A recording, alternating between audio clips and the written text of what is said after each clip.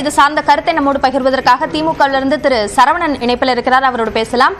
வணக்கம் சார். உச்சநீதிமன்றத்தினுடைய இந்த தீர்ப்பு முக்கியமாக ஆளுநர்களுடைய அதிகார வரம்பு சார்ந்த ஒரு வரையறையை வகுத்திருக்கிறது என்று பார்க்கலாமா? கண்டிப்பாக இது ஒரு வரலாற்று சிறப்புமிக்க தீர்ப்பு.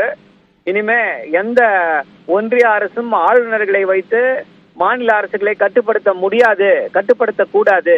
கூட்டாட்சி தத்துவத்திற்கு ஆளுநருடைய இந்த செயல்பாடு எதிரானது அப்படின்றத உச்சநீதிமன்றம் தெளிவாக சொல்லி வைத்திருக்கிறது.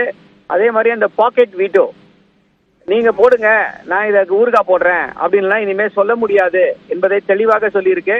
அதாவது டேம்டு தி புல் பை இட்ஸ் ஹார்ன் அப்படின்னு சொல்லுவாங்க. அந்த விஷயத்தை அற்புதமான முறையில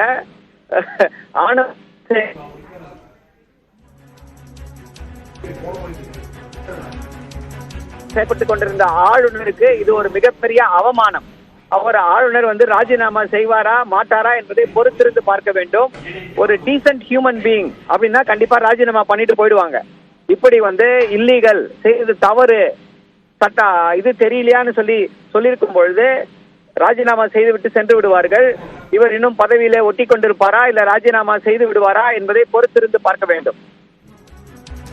இணைப்பில் கருத்துக்களை பகிர்ந்து கொண்டமைக்கு நன்றி திரு சரவணன்.